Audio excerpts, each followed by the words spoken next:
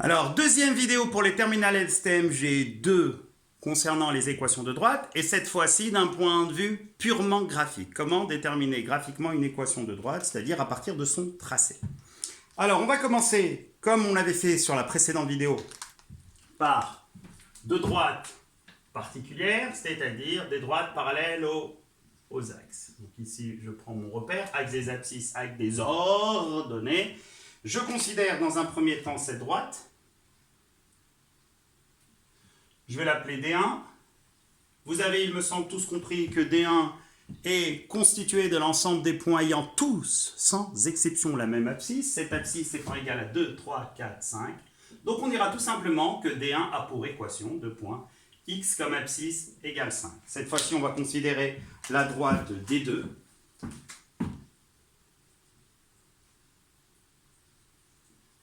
Quel est le constat que vous pouvez faire quant à la droite D2? Elle est parallèle à l'axe des abscisses. Elle est en plus formée de tous les points dont l'ordonnée y est égale à moins 4, raison pour laquelle on dira que D2 a pour équation y comme ordonnée égale moins 4. Alors maintenant, qu'en est-il des autres droites, c'est-à-dire celles qui ne sont parallèles à aucun des deux axes? Eh bien, on va s'intéresser à ces droites. Alors, comme on l'a dit dans la précédente vidéo, une équation de ces droites non parallèles aux axes y est de la forme y égale à x plus b. Là, sur cette vidéo, je vais vous expliquer comment, de manière simple, déterminer graphiquement les valeurs de a et de b. Alors, je vais prendre par exemple cette droite, celle qui passe par ce point, et celle qui passe par ce point. Cette droite, je vais l'appeler D1. On va en faire plusieurs. Alors D1 n'a pas une équation de la forme x égale une constante du fait de ne pas être parallèle à l'axe des ordonnées. Elle n'a pas une équation de la forme y égale une constante du fait de ne pas être parallèle à l'axe des abscisses. Elle a de ce fait une équation de la forme y égale à x plus b. Alors regardez, c'est très simple. Pour avoir la valeur de b, il suffit de prendre x égale 0. Raison pour laquelle on appelle ça y, c'est-à-dire l'ordonnée, obtenue en prenant x égale 0, et x égale 0, c'est précisément l'origine. Donc la valeur de petit b, c'est la valeur de l'ordonnée du point dont l'abscisse est égale à 0. Abscisse égale 0, oh, le point est là. Donc la valeur de b, elle s'obtient ici, directement et sans calcul. B égale à moins 2. On a fait la moitié du travail, il nous reste à déterminer le coefficient directeur, celui qui permet de déterminer la direction de la droite. Alors comment faire pour déterminer le coefficient directeur? C'est très simple. Il suffit de savoir précisément comment on fait pour passer de ce point à celui-ci. Et pour passer de ce point à celui-ci, comme vous pouvez l'observer, on est monté de 2, puis avancé de 3. Alors le coefficient directeur est obtenu en faisant le quotient de la valeur par laquelle vous montez ou descendez, en l'occurrence ici 2, par la valeur par laquelle vous avancez ou reculez, à savoir ici 3. Donc le coefficient directeur, le moyen mnémotechnique du coefficient directeur, comme j'ai toujours dit aux élèves, puisque vous allez le voir par la suite dans la prochaine vidéo, le coefficient directeur, c'est YB moins YA sur XB moins XA, où A et B sont deux points de la droite. YB moins YA, c'est une variation d'ordonnée que je schématise par la valeur par laquelle vous montez ou descendez. Elle serait négative dans le cas d'une descente, divisée par la valeur par laquelle vous avancez ou reculez, qui sera bien sûr négative dans le cas d'une marche arrière, d'un recul. Donc ici, vous allez me dire, ouais, mais si au lieu de partir de ce point et de ce point, on avait fait l'inverse. C'est pas plus compliqué, regardez. On passe de ce point à ce point, cette fois-ci, on n'avance pas de 2, mais on recule de 2. On descend, excusez-moi, de 2. Et on n'avance pas de 3, mais on recule de 3. Et comme vous pouvez l'obtenir, le remarquer, le coefficient directeur, c'est moins 2 sur moins 3, qui par simplification donne 2 sur 3. On a fini. Une équation de la droite D1, c'est de ce fait, y égale équation. Tout le monde oublie le y égale. Tout simplement le égal. Dans équation, ça a la même racine que égal. Une équation, c'est une égalité. Donc y égale a 2 tiers de x, et la valeur de b, c'est moins 2. On va s'entraîner sur plusieurs droites et on va voir si vous avez compris. Alors, j'efface. Et je vais tracer différentes droites. Attention, je laisse ici le petit moyen mémotechnique, c'est le quotient. Attention, dans le cas où la droite n'est pas parallèle aux axes. Donc, je reprends ici, je fais un repère.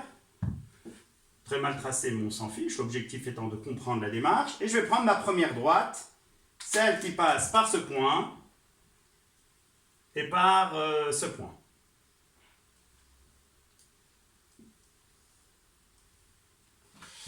Ce point et ce point.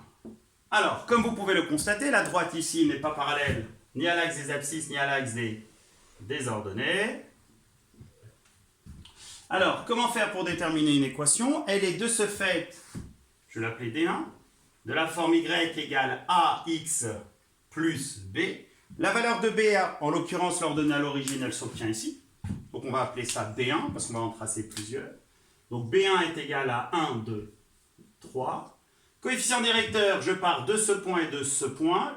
Observez, je suis descendu de 1, de 2, de 3, de 4. Donc moins 4. Et ensuite, j'ai avancé de 1, 2 et 3. Coefficient directeur, A1 égale moins 4 sur 3.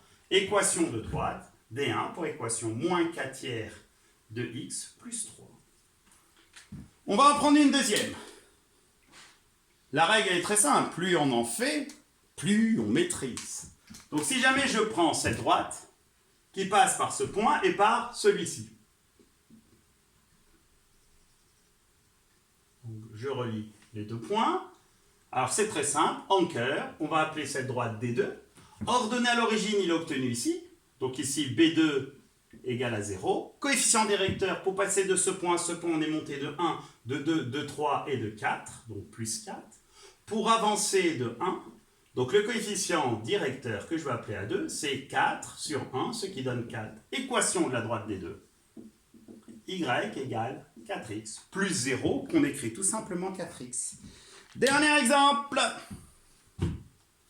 Je considère la droite qui passe par ce point et par ce point.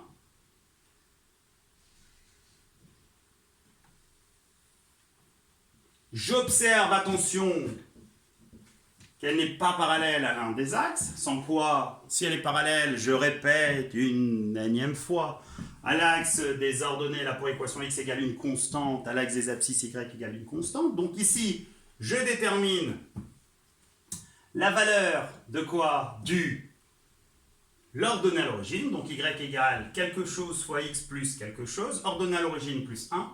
Coefficient directeur, on est passé de ce point à ce point. Comme vous pouvez l'observer, on est descendu de 1 pour avancer de 1, 2, 3, 4 et 5.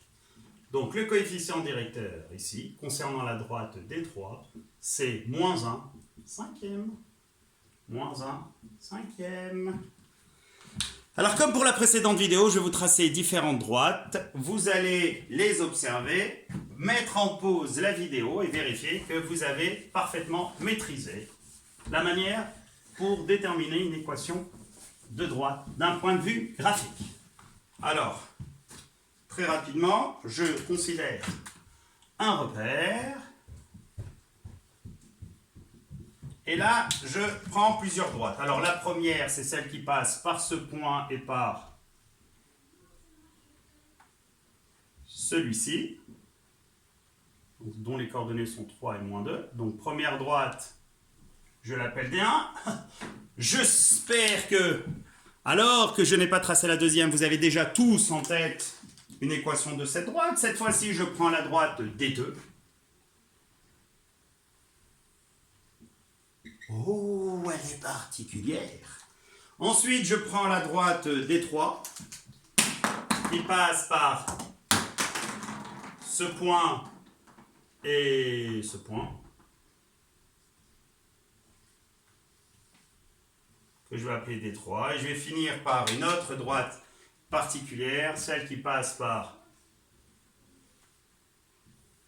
et qui est très particulière du fait d'être, comme vous pouvez l'observer, parallèle à un des axes. Alors, visualisez, mettez en pause la vidéo, je vais vous donner tout de suite les réponses. Alors on va commencer de toute évidence par les droites les plus simples, celles parallèles à l'un des axes, en l'occurrence ici la droite D2 et la droite D4. Alors la droite D2 elle est constituée de tous les points dont l'ordonnée est égale à 1, raison pour laquelle D2 a pour équation y égale à 1. La droite D4 est formée de tous les points dont l'abscisse est égale à moins 2, raison pour laquelle on dira que D4 a pour équation x égale moins 2. Et maintenant, on va déterminer l'équation de la droite D1. Alors D1, elle n'est pas parallèle aux axes, elle a une équation de la forme y égale à x plus b. La valeur de b ordonnée à l'origine, elle est déterminée ici, donc je vais appeler B1 le conseil qui est égal à 0. Maintenant, pour avoir la valeur du coefficient directeur, vous êtes descendu de 2, donc ici moins 2, vous avez avancé de 3, précisément. Coefficient directeur de la droite D1, c'est moins 2 tiers. Donc une équation de la droite D1, c'est y égale moins 2 tiers de x plus 0, qui ne nécessite pas l'écriture y égale moins tiers de x plus 0, y égale moins 2 tiers de x suffit. Et on va déterminer une équation de la dernière droite, à savoir la droite D3. Ordonnée à l'origine, donc B3 égale à moins 2. Coefficient directeur, on est monté de 2. On est monté, excusez-moi, de 3. 1, 2, 3, plus 3, pour avancer de 2.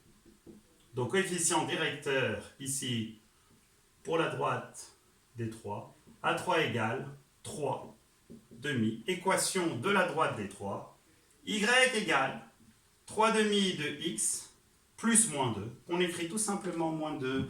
Bon entraînement! Rendez-vous pour la 3e vidéo.